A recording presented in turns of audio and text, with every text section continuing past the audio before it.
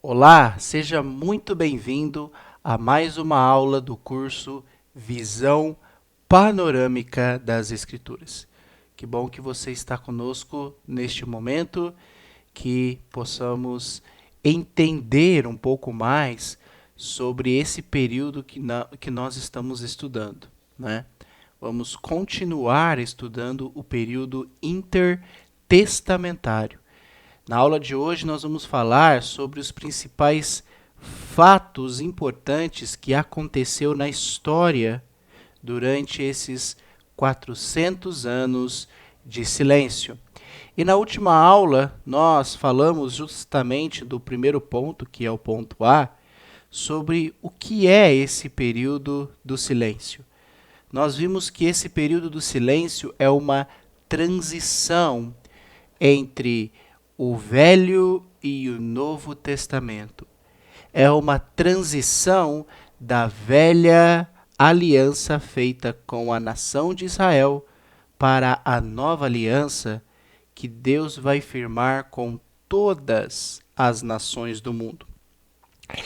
E também nós falamos que esse período é o período do silêncio de Deus, no qual Deus não levantou nenhum profeta, não chamou nenhum profeta nesses 400 anos de silêncio. Deus ficou em silêncio. E nós vimos que João Batista é quem vai quebrar esse silêncio depois de 400 anos, quando ele vai surgir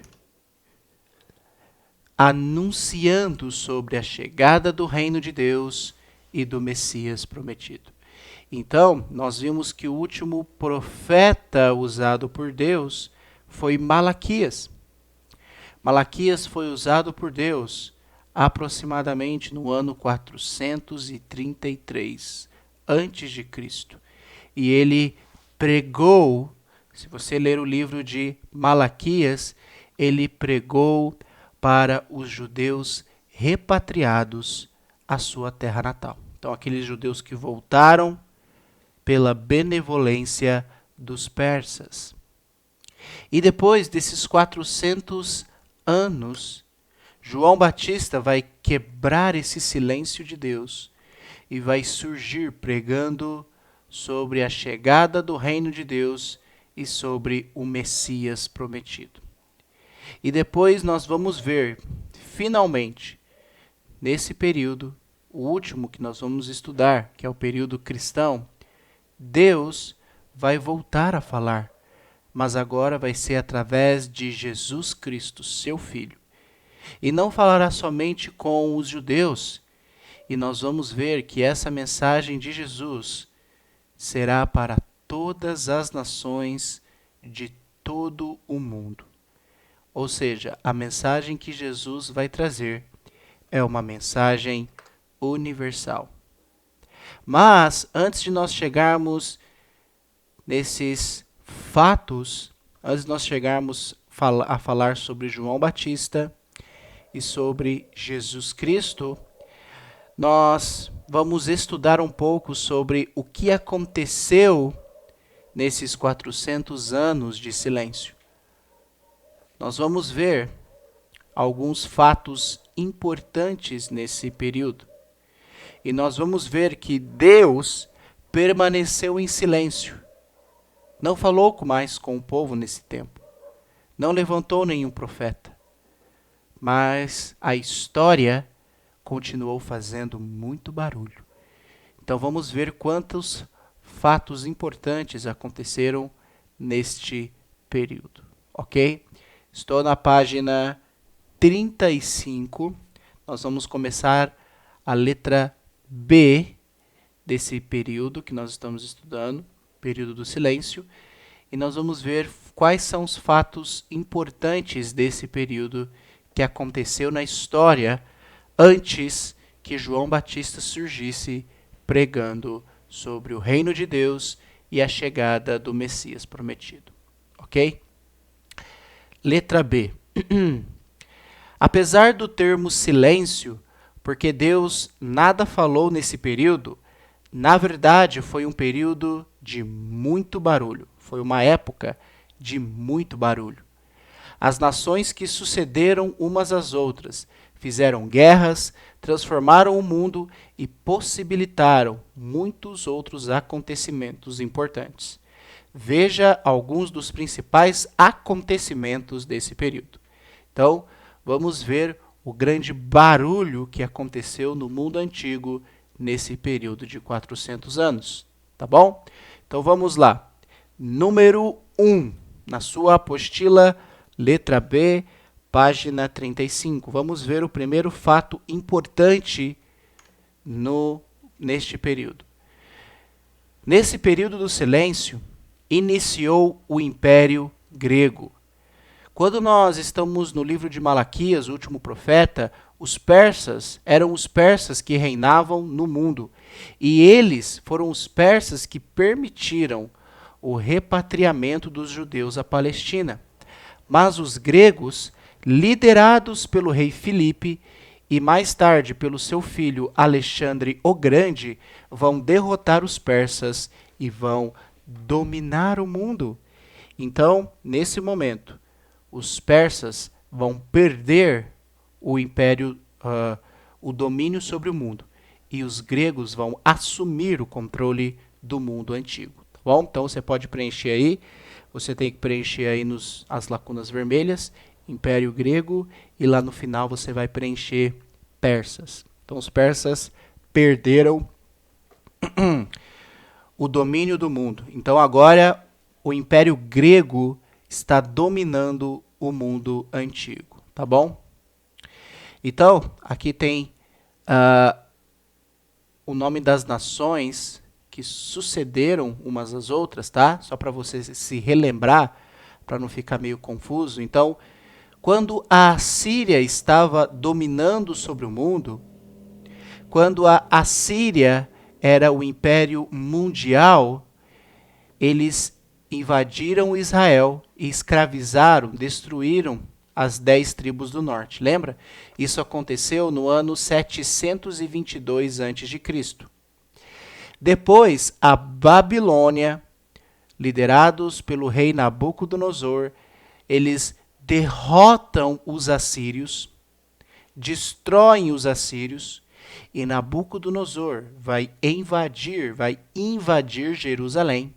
Ele vai escravizar Judá, ele vai escravizar as tribos restantes, vai destruir a cidade de Jerusalém, a gente viu, lembra? Ele vai destruir o templo, ele vai saquear o templo, né? A primeira vez que isso aconteceu foi em 606, e a destruição total de Jerusalém aconteceu em 586, tá? Só relembrando, as datas que você precisa decorar é 722, com a destruição de Israel pelos assírios, e a data de 586, que é a queda de Jerusalém pela Babilônia, tá? Então, essas são as duas datas. Depois, alguns anos depois, de 586 até 539, em 538, 539, os persas derrotam os babilônios. A gente viu que os medos e persas, dois impérios poderosos, se unem, formam um poderoso império chamado os medo-persas, e eles destroem a Babilônia em 538, 539, e eles assumem o controle do mundo antigo.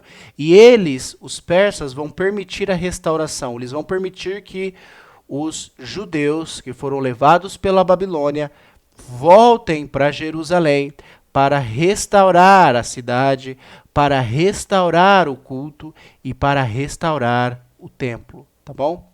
Lembra disso? Então, a gente viu isso lá com Zorobabel, depois foi com Esdras e depois foi com Neemias. Isso aconteceu do ano 539 para frente, tá bom?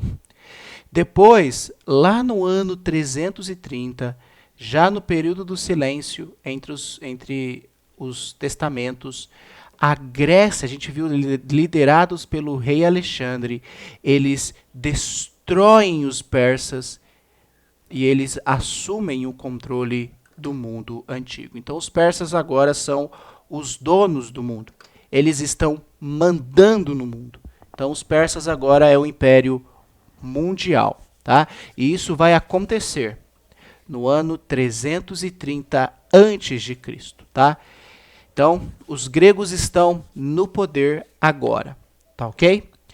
Bom, e o que vai acontecer com os gregos no poder? Número 2, vai acontecer um processo chamado de helenização. O que é esse processo de helenização? Vamos lá, pode preencher aí o vermelho, tá? Na sua apostila. Então vamos entender esse processo. O grande e poderoso general Alexandre, aluno de Aristóteles, amante de filosofia, cultura e civilização grega, desejava que o mundo se convertesse aos costumes gregos e, para alcançar seu objetivo, ensinou aos povos que conquistava uma forma popular da língua grega, que é o grego koiné, que é chamado de koiné, é uma língua popular, tá? Não é o grego que os grandes filósofos como Aristóteles, Platão e outros usavam.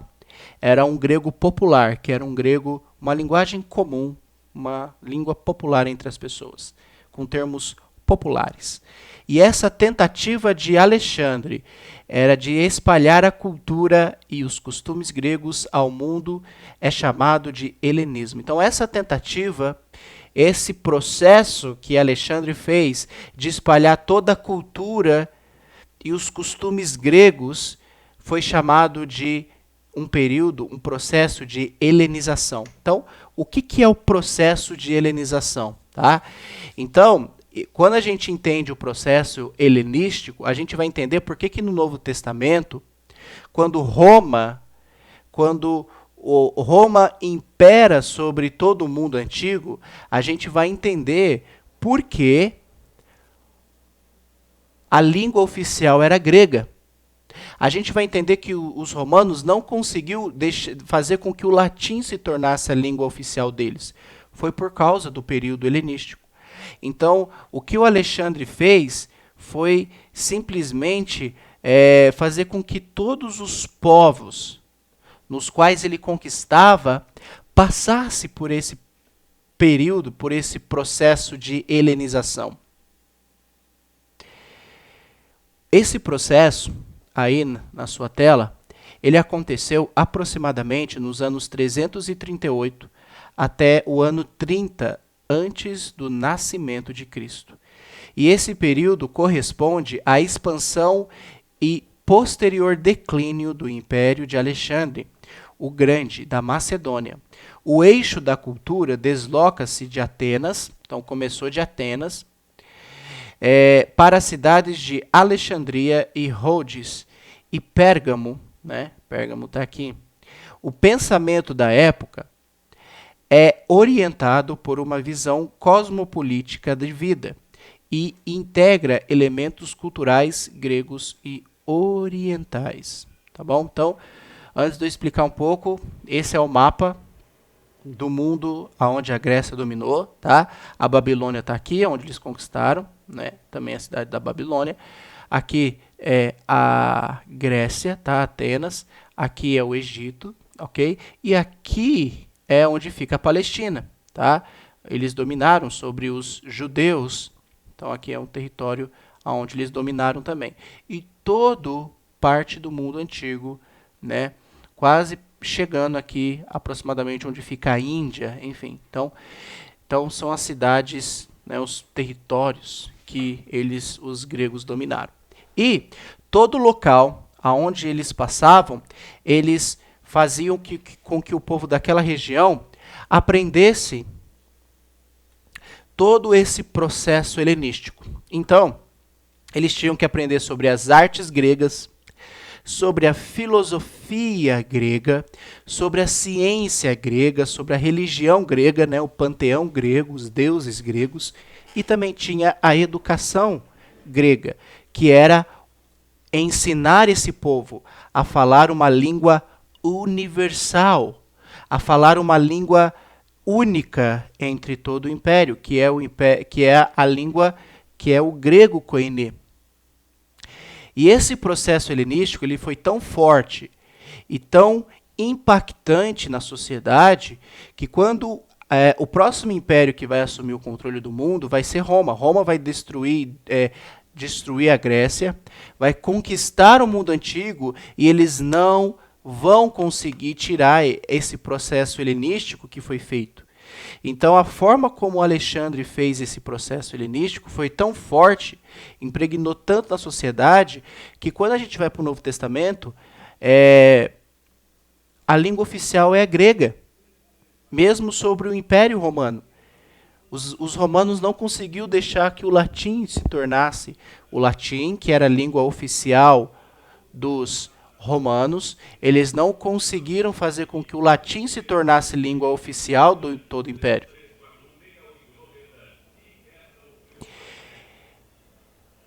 Então, como eu vou repetir, então eles não conseguiram, Roma não conseguiu fazer com que o latim se tornasse a língua oficial do Império Romano, por causa do período helenístico. Foi algo tão forte, foi algo que impregnou na sociedade, que com o passar dos anos, né, esse processo helenístico era ensinado para todas as pessoas. Conforme a pessoa ia nascendo, ia estudando, ela ia estudando sobre esses temas, né, da cultura e da sociedade grega. Tá? Então, esse foi algo de grandiosidade que Alexandre fez e algo que, na verdade, as pessoas nunca mais se esqueceram de Alexandre e desse processo helenístico, que foi algo tão marcante que fez com que o nome dele perpetuasse aí por muitas e muitas gerações. Até hoje se fala de Alexandre o Grande, né? Um homem bastante importante para o Império Grego, e principalmente por causa desse período helenístico e com que ele fez. Ok? Então, esse é o período helenístico, né? Que é o período onde os gregos vão ensinar toda a cultura grega para todos os povos na qual a Grécia dominou. E isso não parou depois que a Grécia perdeu o seu império pelos romanos, ok? Roma não conseguiu fazer com que sua língua de seu país fosse a língua oficial de todo o império, enfim, por causa desse processo helenístico que é bastante importante para a história. Depois, se você quiser estudar um pouco mais sobre esse período, eu estou dando, na verdade, uma explanada por cima sobre esse período, tá bom? Então, esse é o período helenístico. 3. Começa a dispersão dos judeus. Você pode preencher aí na sua apostila, tá?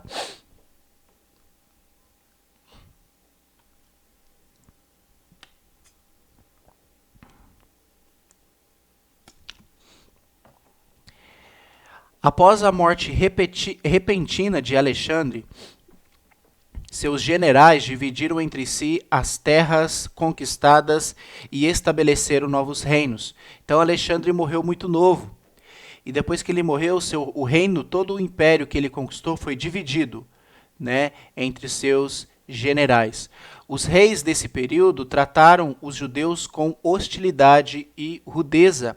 Muitos judeus fugiram, espalhando-se pelo mundo e misturando-se com outras raças, culturas e outros reinos também helenísticos.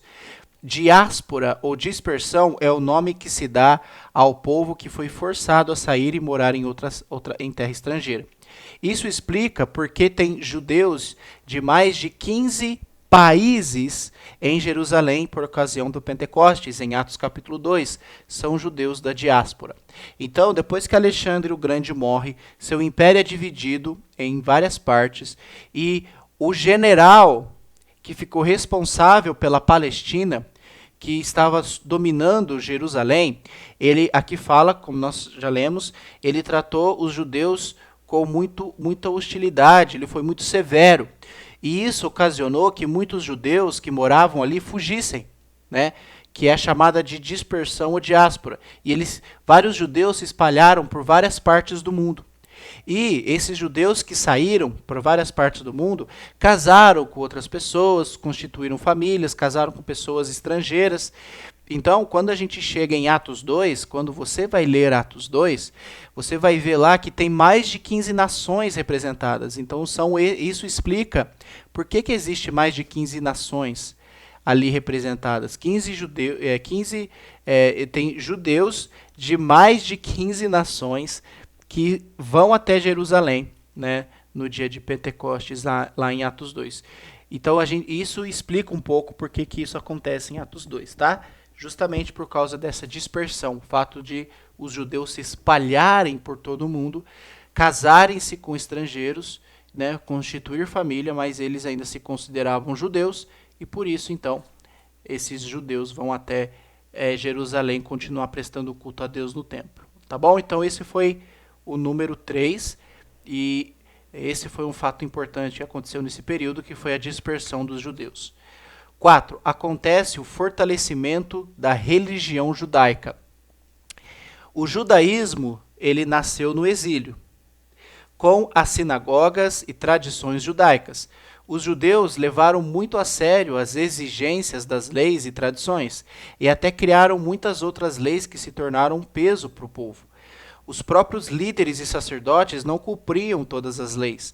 Era uma religião que enfatizava o exterior, e por isso Jesus pregava duramente contra essas tradições. Então, nesse período de silêncio, nesses 400 anos, a religião judaica, né, os judeus, né, houve um fortalecimento dessa religião. Eles passaram a ser ainda mais rigorosos quanto à questão da lei. Então, eles começaram a criar mais leis em cima das leis, e isso começou a virar... começou-se, na verdade, dentro das leis, as chamadas tradições. As tradições que foram passadas de gerações a gerações começaram a entrar como lei, como parte da lei de Deus, e começou a virar tanta coisa que eles não conseguiam mais cumprir essa lei. Os próprios sacerdotes não conseguiam mais cumprir a lei, porque virou algo que era impossível de cumprir, a lei de Deus, que foi dada lá no Monte Sinai. As mais de 600 leis transformaram-se em muito mais de 600. Passou-se de mais de 1000 leis, alguns estudiosos afirmam, por causa dessas tradições que foram começar a entrar na vida dessas pessoas, e foi passando de geração em geração, e essas tradições passaram a se tornar lei. E era justamente isso que Jesus lutava, justamente que ele pregava duramente contra essas tradições que os próprios judeus, né, com os fariseus e depois os saduceus, pregavam, né, nessa religião judaica. Tá? E a gente vai ver também um pouco sobre sinagogas, mas só para você entender que nesse período aconteceu esse fortalecimento da religião judaica. Então, das leis começaram a surgir tradições, e essas tradições começaram a virar lei, né? Algo que era passado de geração a geração tornou-se lei, obrigavam as pessoas a cumprir, e nem os próprios sacerdotes, né, conseguiam cumprir todas essas leis, tá bom? Nesse período também vai surgir a Septuaginta. O que é a Septuaginta? Com a dispersão, a gente já falou sobre a dispersão, né, quando a Grécia oprimiu bastante judeus e eles foram dispersos, os judeus se estabeleceram no Egito, Síria e em muitos outros lugares onde o grego era a língua oficial. Esses judeus levaram consigo o conhecimento de seu Deus e a sua esperança de um Messias. Nessa ocasião, aproximadamente no ano 285 a.C., o Antigo Testamento foi traduzido para o grego. Essa tradução chama-se Septuaginta, termo latino que significa 70, uma vez que foram 70 homens que fizeram essa tradução, e costuma ser representada pelos algarismos romanos, né? LXX, que significa 70. Essa tradução tornou-se acessível não somente aos judeus, mas ao mundo todo de fala grega, e tornou-se também a Bíblia da Igreja do primeiro século. Por isso, é citado com frequência no Novo Testamento, inclusive por Jesus. Então, no Novo Testamento, quando a gente chega no Novo Testamento, quando os judeus vão ler trechos do Velho Testamento, eles estão lendo na língua grega. Por quê? Porque, né, aconteceu a primeira tradução, tá? A primeira tradução, né, aconteceu ali que eu falei, aproximadamente no ano 285, tá? Antes de Cristo. No ano 400, né, quando chegou Malaquias, lá a gente falou 433, todo o Velho Testamento já tinha sido escrito. E a língua original era em hebraico, tá? Então o Antigo Testamento era escrito em hebraico. Por causa da dispersão, e principalmente por causa do processo helenístico, o mundo antigo passou-se a falar uma língua oficial, que era o grego. Então o hebraico passou a ser menos falado. Poucos judeus falavam hebraico. Então, por causa da dispersão também, esses 70 homens judeus pegaram o Antigo Testamento e eles traduziram para a língua oficial, que era falada no mundo inteiro, que era o grego. Então eles pegaram o Antigo Testamento em hebraico e traduziram para o grego, que é a Septuaginta. Ela foi concluída aproximadamente, foi concluída antes do ano zero. Tá? Antes do nascimento de Jesus, a Septuaginta já estava pronta. Tá? E com a Septuaginta pronta, então o mundo antigo, né, quando você vai para o Novo Testamento, os escritos que circulavam nas sinagogas, no templo, né, eram escritos geralmente e principalmente eram escritos em grego. Eles tinham poucos, né, dos originais em hebraico, mas a maior parte dos escritos que eles tinham, que eles liam nas sinagogas, o que Jesus leu também na sinagoga era grego, tá bom? E só outras traduções aqui para você entender. O Novo Testamento, tá? Ele foi concluído aproximadamente no ano 100, né? Os livros do Novo Testamento eles foram escritos originalmente em grego, porque era a língua oficial do Império Romano. No Império Romano, a língua oficial continuou sendo o grego. Tá?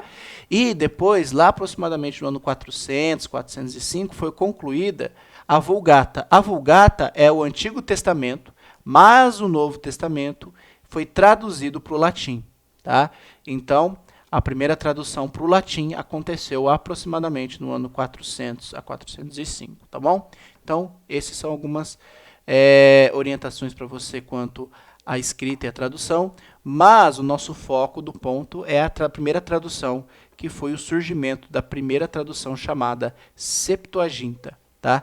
Então agora, nesse período, os judeus vão ler a Bíblia, o Velho Testamento, em grego. Ok? Nesse período, né, do Velho Testamento, no período do silêncio, vai acontecer também algo chamado que é a reforma do templo. Então o Herodes ele vai reformar o templo. Durante a peregrinação, o povo de Deus tinha o tabernáculo, ok? O qual foi substituído pelo primeiro templo construído pelo rei Salomão. Esse templo foi destruído pelo rei da Babilônia, a gente já viu isso, por Nabucodonosor, e depois reconstruído sob a liderança de Zorobabel, quando os judeus retornaram do exílio babilônico. Agora, o rei Herodes, querendo ganhar a simpatia dos judeus, ele vai fazer uma reforma, ele vai fazer uma grande reforma no templo, e por isso esse templo vai ser conhecido a partir de agora como Templo de Herodes. E no ano 70, conforme a gente vai ver durante a história, esse templo reconstruído, essa reforma feita por Herodes, esse templo vai ser novamente destruído conforme a profecia de Jesus e nunca mais é reconstruído. Então lá em Jerusalém, hoje, existe somente um muro, né, que é o Muro das Lamentações, que o povo vai lá adorar nesse muro. É o único muro que restou desse templo de Herodes, que foi totalmente destruído, né, no ano 70 e nunca mais foi reconstruído, até os dias de hoje. Só sobrou um muro. Tá? As pessoas do mundo inteiro vão lá para deixar bilhetinhos, orações no muro. Né? Se você procurar na internet, você vai ver aí, Muro das Lamentações. É o nome do muro que sobrou do templo, né, nesse último templo que foi reconstruído pelo Herodes, tá bom? Então, só para você ter uma noção de como era os 3 templos, tá? O primeiro templo, aqui, a primeira foto, não sei se você consegue enxergar bem, foi o primeiro templo de Salomão. Então esse era o projeto, aproximadamente, segundo alguns estudiosos, de como era o templo do Salomão. Então esse era o templo de Salomão. Depois da volta dos judeus, né, pelos persas, Zorobabel organizou a reconstrução do segundo templo. Aconteceu lá em 516. Tá? Então essa foi a reconstrução. Então, além da parte de trás aqui, teve então um muro aqui em volta também. Enfim, então era o segundo templo de Zorobabel. Já o terceiro templo, que é chamado o Templo de Herodes, ele ganhou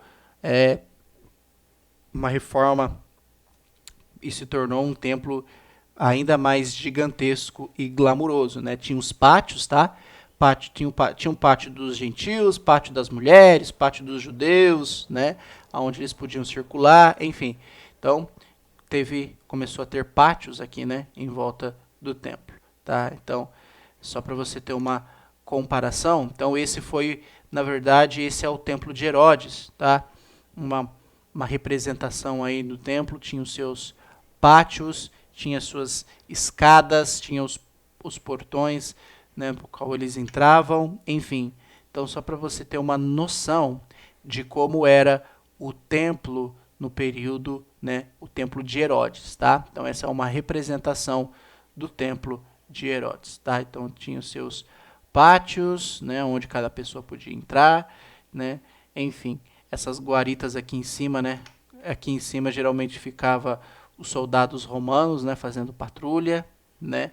Enfim, então só para você ter uma noção um pouquinho sobre este assunto. Número 7, vamos falar sobre as sinagogas. Quando a gente chega no Novo Testamento, começa a ter sinagogas. Mas aí eu pergunto, o que é sinagoga? No Velho Testamento não fala sobre sinagoga. Como eu chego no Novo Testamento e começa a ter sinagogas? O que é sinagogas?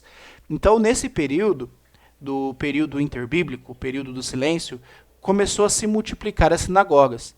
Então vamos entender o que é sinagoga e por que elas se multiplicaram. O que é uma sinagoga e qual era o objetivo de uma sinagoga. Durante o exílio babilônico, né, a gente já vai voltar um pouquinho mais lá para a Babilônia. Durante o exílio babilônico, o povo estava longe do templo que ficava em Jerusalém. Então, eles construíram sinagogas onde realizavam as suas reuniões, recebiam instruções e liam as escrituras.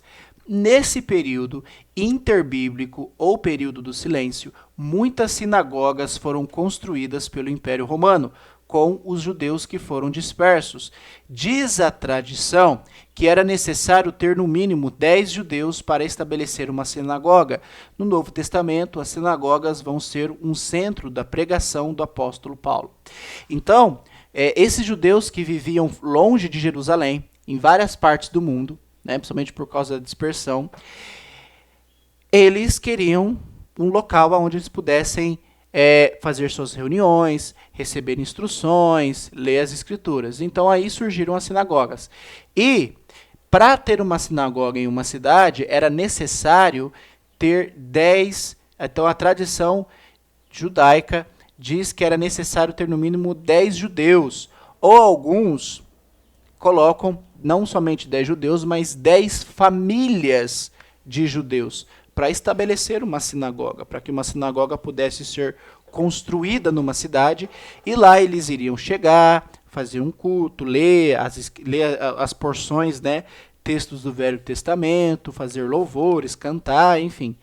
Essas eram algumas sinagogas que eles faziam. Então essa é uma representação aí de como é uma sinagoga no período, né, dos judeus, no período lá atrás, no período interbíblico e depois no período do Novo Testamento, tá bom? Aqui é uma foto para você ter uma noção. Essa é uma ruína da antiga sinagoga em Cafarnaum, Israel. Pode ser a mesma que Jesus pregou em Mateus 1, 21. Então Jesus ele também foi em algumas sinagogas e ele também pregou e também leu porções das Escrituras em algumas sinagogas, ok? Então, essa é uma visão de cima dessa sinagoga, tá? Em Cafarnaum, né? Alguns estudiosos dizem que essa pode ser a sinagoga que Jesus pregou, tá? Então, mais as ruínas aí da sinagoga. E outros acreditam que essa seja a sinagoga em Nazaré, né? Outra cidade, Nazaré, a cidade onde Jesus cresceu. E segundo a tradição judaica, Jesus leu o rolo de Isaías e foi rejeitado por todos. Então lá o texto de Lucas 4, 14 a 30, quando ele vai ler o rolo de Isaías, que ele fala, o Espírito do Senhor está sobre mim, porque ele me ungiu para levar a mensagem aos pobres e não sei o quê. E quando ele fala, hoje essa escritura se cumpriu, né? E aí o povo fica meio revoltado. Então alguns acreditam que seja esse local, né? Com o passar dos anos houve construções, reformas, enfim.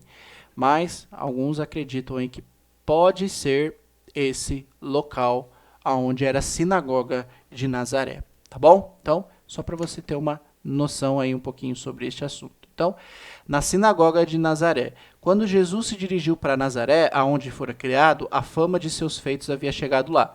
Ele entrou na sinagoga num dia de sábado, segundo o seu costume.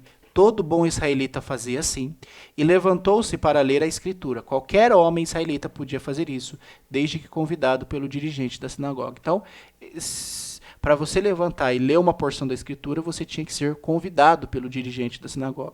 Jesus foi convidado, levantou-se, foi lá, leu a porção do texto de Isaías, e nós conhecemos a história, tá bom? Então, só para você ter uma noção do que está acontecendo. Bom, desse período também, no período interbíblico, no período do silêncio, inicia-se então o poderoso Império Romano. Então os gregos vão perder para os romanos e Roma assume todo o controle do mundo antigo. Então a cidade de Roma, construída nas colinas centrais da Itália, cresceu e se fortaleceu com o helenismo. E ainda derrotam os gregos e dominam o mundo. Os romanos construíram grandes barcos, pavimentaram estradas com paralelepípedos, colocaram centuriões nas províncias romanas e estabeleceram a Pax Romana. Um período de paz no Império favorecendo a viagem de uma cidade a outra e a divulgação do grego. Os cristãos usavam esse surpreendente sistema de estradas e rotas marítimas para levar o evangelho a todos os cantos do mundo, então conhecido. Isso explica como a igreja de Cristo, que Cristo edificou, se multiplicou nas grandes cidades e províncias do Império. O Império Romano, ele assumiu o controle do mundo. E ao assumir o controle do mundo, eles derrotaram os gregos, só que eles também receberam o processo helenístico. Então, por isso, a língua grega era falada no mundo, continuou sendo falada no mundo inteiro. Toda a cultura, ciência, filosofia grega era continua sendo falada no mundo inteiro, né? Por causa justamente disso. Então, quando o Império Romano assume o controle, eles vão fazer a gente chama de uma reforma no mundo, né? O mundo vai passar por um processo bastante interessante. Por quê? Porque o mundo, os romanos, eles vão construir barcos, eles vão pavimentar estradas com paralelepípedos. Então, as ruas e as estradas que ligam cidades e ligam países, começou a ser pavimentada. Antes era só terra. Então, os romanos fizeram isso, pavimentaram as ruas. Eles colocaram centuriões nas províncias, né? Colocaram soldados e centuriões, governadores, no caso de Pilatos, que comandava ali a cidade de Jerusalém, né, a Palestina, então ele era responsável por aquela região. Então, os romanos tinham um processo de organização no seu império. E também eles tinham um processo chamado de Pax Romana. Ou seja, Pax significa paz. Então, foi um período de paz em todo o império. Então aqui você está vendo todos os impérios que sucederam, então, né, que era antes de Roma, né? Então os assírios perderam para a Babilônia, os persas derrotaram a Babilônia, depois os gregos derrotaram os persas, e agora os romanos derrotaram os gregos, e agora os romanos dominam sobre o mundo. Então, o Império Romano dominava sobre o mundo. Então, esse era o mundo antigo. Tá? Então, esse foi todo o território onde Roma dominou. Eles dominaram grande parte da Europa. Aqui onde ficava a Inglaterra também. Aqui onde fica hoje Portugal, Espanha. Eles dominaram também sobre grande parte aqui da África, esse pedaço aqui da África. Cirinéia, aqui o Egito. Parte da Arábia, a Judéia, né, a Mesopotâmia aqui, e a Ásia Menor, também dominaram sobre os gregos. Então esse foi o vasto território de Roma, o maior império que já existiu no mundo, em questão de poder e questão de conquista de locais. Eles conquistaram praticamente todo o mundo antigo. E existia algo chamado de Pax Romana. O mundo vivia numa paz por causa dos romanos. Né? Que paz era essa? Você podia andar livremente entre as cidades, né, do império, porque eram pavimentadas. Você não ia ter perigo de ser roubado, de ser assassinado. Aqui no mar, né, aqui que é o mar Mediterrâneo, né, você podia navegar por esse mar tranquilamente, sem nenhum problema. Entende? Então você podia fazer uma série de coisas e você não ia ter perigo de acontecer nada com você. Então o mundo vivia um período de paz sobre o domínio dos romanos, né? E só para você ter uma noção, depois que a Roma é destruído, lá no ano 476, mais ou menos, Roma perde o império do mundo, o mundo é dividido, né? O império é dividido em várias partes. Nunca mais essa região foi a mesma. Pra você ter ideia, até os dias de hoje, né, o pessoal que sai da Europa, da África, que é para ir para a Europa, esse mar aqui, que é o mar Mediterrâneo aqui, até hoje, cheio de piratas, cheio de perigo, cheio de coisas clandestinas. Então nunca mais o mundo foi o mesmo depois do Império Romano. Essa região aqui é uma das regiões mais perigosas do mundo para se navegar, né? Então, justamente por causa disso, né? Porque depois que Roma perdeu o controle, né? Não é depois lá do ano 400 e pouco, né? O mundo nunca mais viveu uma paz romana como vivia aqui. É claro que os cristãos eram perseguidos, né? Os cristãos não tinham paz, mas no sentido de que você podia andar livremente por todo o império, né? Porque as ruas eram pavimentadas, você podia navegar aqui tranquilamente entre os mares, né? Esse mar aqui de cima que é o Mar Negro, tá? O Mar Negro aqui em cima, o Mar Mediterrâneo, você podia andar aí tranquilamente por esse mar, tá bom? Então esse foi a ascensão do Império Romano. Roma chegou e assumiu o controle e o mundo vivia nesse período de paz, tá bom? Eu vou dividir essa aula em duas, tá? Então a gente parou aí no número 8, o 8º fato importante, e nós vamos continuar depois na próxima videoaula, tá bom? Então, que qualquer dúvida, comentário que você tiver, estou à disposição. Então, ótimos estudos para você e até a segunda, na verdade, terceira parte desse vídeo sobre este assunto. Então, até mais.